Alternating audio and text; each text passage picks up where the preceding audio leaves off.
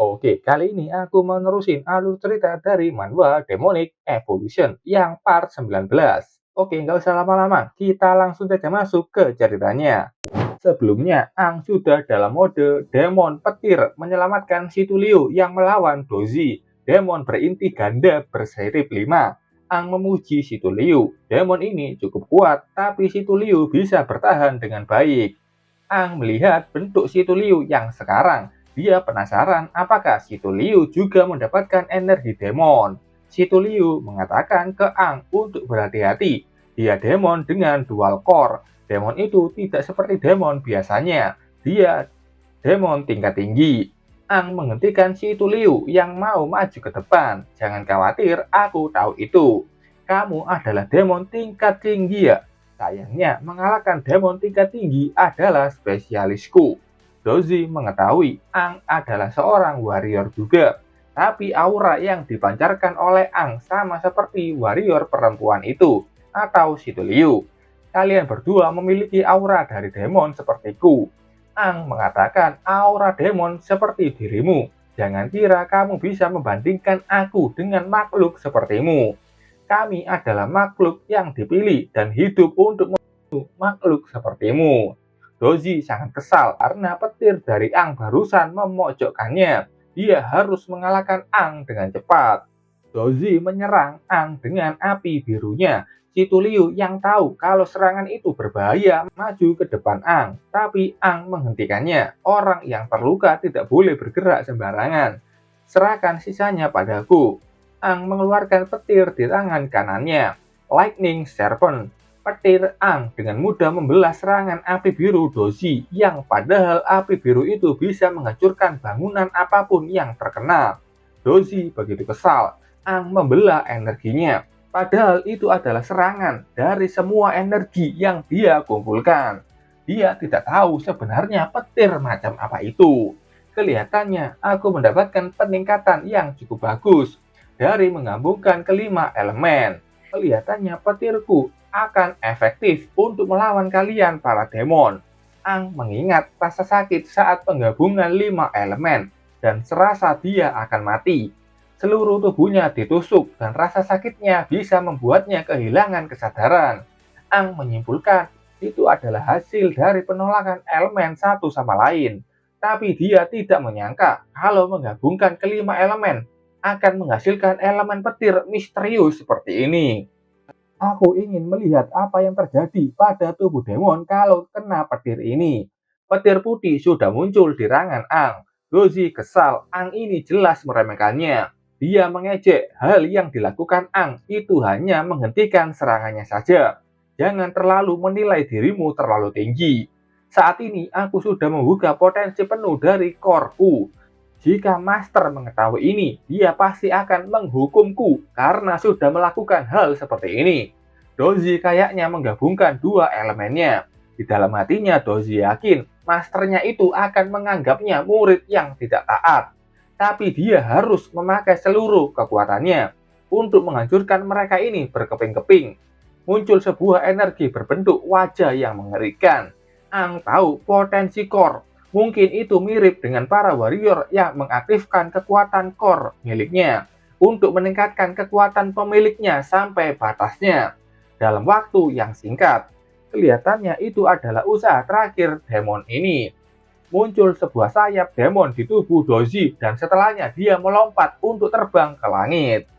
Ang tidak tinggal diam, dia menyerang itu dengan petir putih. Dozi yang melihatnya menjauh dari serangan petir itu. Dozi melihat kalau Ang tidak akan berhenti, jadi dia berbalik dan menggunakan kemampuan hipnotis, mengatakan ke Ang untuk tidak bergerak. Gelombang energi terus berdatangan. Ang yang dibawa menahan itu dengan petirnya, dan dia cukup kesal. Serangan ini datang terus-menerus. Dia belum terbiasa dengan kekuatan petir barunya, dan core Dozi adalah tipe agility. Sulit bagi Ang yang tipe kekuatan untuk memberikan serangan fatal. Kalau Dozi tetap berada di udara, Ang akan dirugikan. Meski dia bisa menciptakan sayap juga, tapi itu hanya bisa mempertahankan dalam waktu yang singkat. Ang mengingat si Tulio dan bertanya apa kemampuan baru si Tulio. Sementara itu, Dozi yang ada di udara mengakui kekuatan Ang. Ang dengan energi demon telah mengubah perspektifnya mengenai kemampuan adaptasi para manusia. Dia tersenyum, tapi manusia rendahan tetaplah manusia rendahan. Bahkan jika kau berhasil mendapatkan dan memanfaatkan kekuatan terbesar kami, kalian masih lemah dan masih seorang manusia rendahan. Lihatlah kemampuan sebenarnya dari seorang demon. Dozi menciptakan sebuah pusaran energi dari energinya. Sebenarnya aku berencana menggunakan ini untuk mengubah kota ini menjadi reruntuhan. Demonic ke tornado. Tornado besar sudah turun dan mendekat ke arah Ang. Ang menyuruh si Tuliu melakukan itu sekarang juga. Dan segera setelah itu tornado mendekat. Ang menggendong si Tuliu dan membawanya lari dari sana.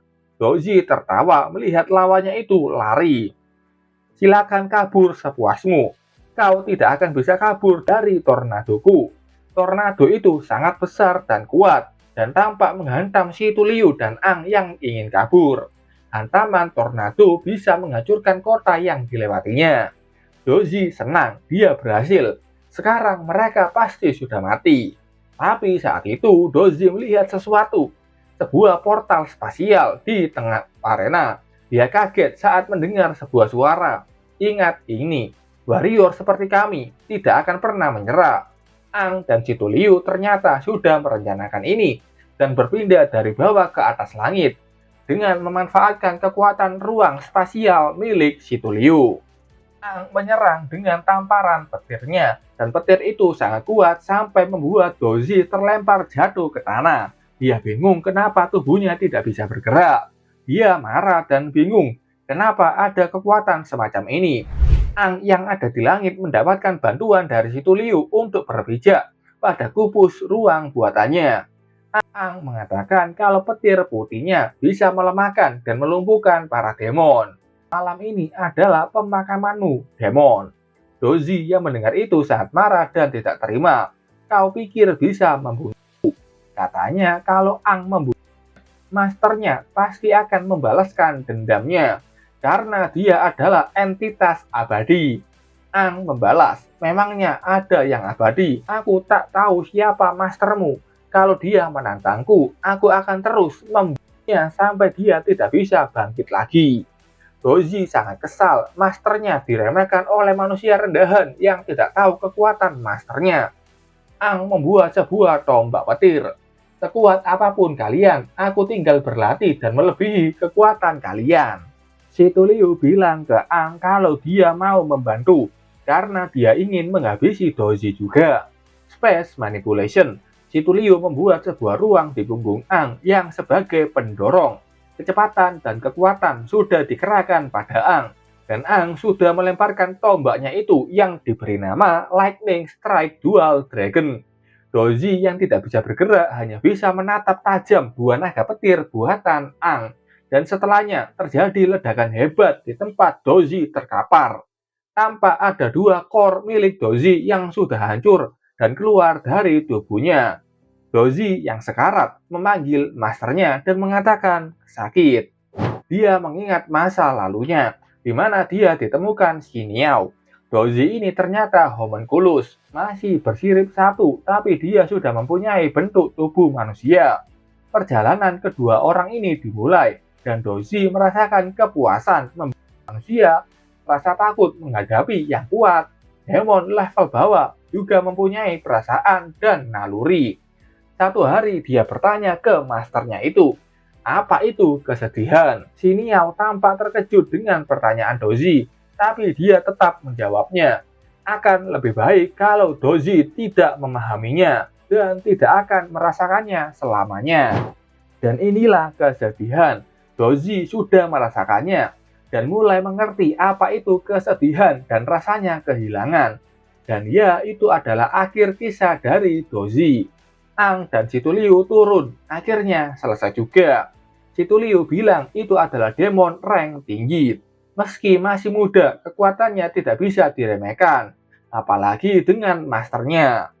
Ang tersenyum, dengan kemampuanmu yang baru, inti 4, bisa menahannya sejauh ini. Kau sangat hebat, Liu. Ujian tiba-tiba dari Ang membuat wajah si Tuliu merona. Dalam hati Ang tahu si Tuliu juga mendapatkan kekuatan demon. Itu bagus atau tidak, lebih baik terus mengawasinya. Ang melihat luka si Tuliu dan khawatir bagaimana dengan luka-lukanya. Si Tuliu bilang kalau dia sudah memakai kekuatan inti hijaunya untuk menyembuhkan lukanya. Dan harusnya itu sudah baikan. Tapi karena luka ini cukup parah, butuh waktu lebih lama untuk sembuh. Saat itu dari jauh terasa energi kuat yang membuat Ang dan si Tuliu sangat kaget. Ang tahu ini adalah nafas demon rank tinggi dan kekuatannya tidak biasa. Si Tuliu ingat dia pasti demon yang bersama dengan demon yang mereka kalahkan sebelumnya. Kekuatan selevel kapten dan kayaknya dia yang disebut-sebut master tersebut.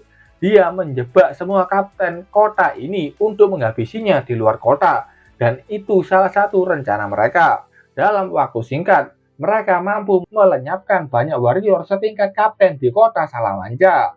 Si Tuliu juga mengatakan ada demon yang sangat kuat yang mungkin berinti di atas 7. Mereka adalah entitas yang tidak bisa dijangkau manusia. Ang senang si Tuliu sudah mulai menguak misteri mengenai demon. Masalah lebih rumit daripada yang dia pikirkan. Selain demon rank tinggi, masih ada demon yang levelnya mendekati dewa. Misalnya demon barusan atau dozi yang belum sempurna. Tapi kekuatan sehebat itu yang nggak bisa ditandingi warrior berinti 6 biasa. Ang bertanya ke si Tuliu, apa menurutnya kita akan baik-baik saja kalau diam di kota ini? Dengan kondisi kita yang begini, kau baru saja mendapatkan kekuatan demon. Kau pasti belum bisa mengendalikannya dengan benar kan? Kau harusnya sudah mengerti kalau kekuatanku di atas rata-rata warrior biasa. Karena aku juga mendapatkan kekuatan demon. Dan sekarang kelihatannya kau juga mendapatkan hal yang sama denganku. Menurutmu apa manusia biasa maupun warrior manusia akan memandang kita sebagai manusia? Ayo, waktunya pergi. Pegangan yang erat. Ang segera menggendong si Tuliu dan pergi dari sana. Sebelum ketahuan, sembuhkan dulu lukamu Liu dan akan melanjutkan perjalanan. Sementara itu di ruang latihan di mana ada si Niao yang sebelumnya dikalahkan Crimson King. Tapi ternyata si Niao mulai beregenerasi dan memulihkan tubuhnya yang sebelumnya hancur. Si Niao bangkit kembali. Dia bersyukur karena punya resurrection. Dia mengingat Crimson King yang mengerikan dan harus melaporkan ini pada King Purple Amethyst. Aku harus mundur dan membawa pulang Little Bean. Panggilannya ke Dozi. Tapi setelah itu dia menyadari kalau nafas Little Bean sudah menghilang. Dia sangat kaget dengan kenyataan itu. Kita kembali ke Kolosium. Sudah banyak orang berkumpul di lokasi pertarungan. Terlihat ada kapten kedua yang berinti 6 biru. Melihat orang dengan pakaian putih membawa sebuah koper berisi sisa-sisa pertarungan. Itu adalah inti demon yang sudah hancur. Perkiraan demon ini berinti 5 dan energinya sudah lenyap total. Kapten ini mengatakan kalau itu sudah hilang sepenuhnya, lalu apa guna batu itu sekarang? Berikan saja pada tim analis. Kita tunggu hasilnya. Warrior ini menutup koper itu dan melaksanakan perintah sang kapten. Kapten sendiri tahu ini tidak wajar. Semua ini seolah-olah sudah direncanakan. Banyak warrior rank tinggi gugur. Dan arena yang menjadi medan tempur masih menyisakan aura demon sekental ini. Aura demon ini bukan demon motif 5 biasa. Masalahnya adalah siapa yang dilawan demon ini. Apakah dia sudah kalah? Siapa yang mengalahkannya? Dan dari baunya kenapa terasa ada lebih dari satu demon? Warrior wanita ini mengatakan jangan-jangan ada banyak demon dan ini bau pertarungan hidup dan mati antar demon. Kapten mengatakan, apa maksudmu? Ada demon yang melindungi kota ini. Jangan naif. Setelah penyelidikan selesai, warrior ini membawa koper berisi inti rusak Dozi. Warrior ini mengeluh yang tidak perlu. Tapi yang penting saat dia melewati sebuah gang, ada satu suara yang menyuruhnya ke sana. Dan ada aura ungu yang terpancar di tubuhnya. Seperti boneka, warrior ini berbelok dan masuk ke gang itu. Ternyata itu si Niao yang sudah menunggunya. Dia menyuruh warrior itu menceritakan semuanya. Warrior ini menjelaskan kalau demon itu sudah musnah total, tapi pelakunya belum diketahui. Si Niao bingung, Doji sudah mati. Apa Crimson King yang melakukannya? Tapi itu tidak mungkin. Kalau dia melakukannya, kota ini pasti sudah hancur. Si Niao bertanya apa isi kota itu. Dijawab inti demon yang sudah mati tersebut. Si Niao kaget dan menyuruh membukanya. Dia melihat kotak yang terbuka dan melihat ada 2 core milik Doji yang sudah hancur. Little Bean, izinkan aku melihatnya. Siapa yang melakukan ini padamu? Si Niao memakai kekuatan Soul Watch, kemampuan memanipulasi energi kesadaran core. Bisa melihat sebuah ingatan dari pemilik core tersebut. Semakin utuh inti, maka makin jelas gambar dan informasinya. Asap ungu itu membesar dan membuat sebuah layar. Si Niao melihat pelakunya. Itu gambar Ang dan Situ Liu. Dan dia kaget mendengar perkataan Ang. Pernyataan Ang itu di mana dia akan membunuh Master Doji berkali-kali sampai dia tidak bisa bereinkarnasi lagi.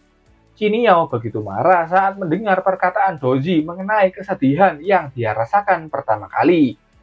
Kekesalannya itu dia lampiaskan ke warrior di depannya, dan dia memutuskan sebelum pulang dan melaporkan kebangkitan Crimson King.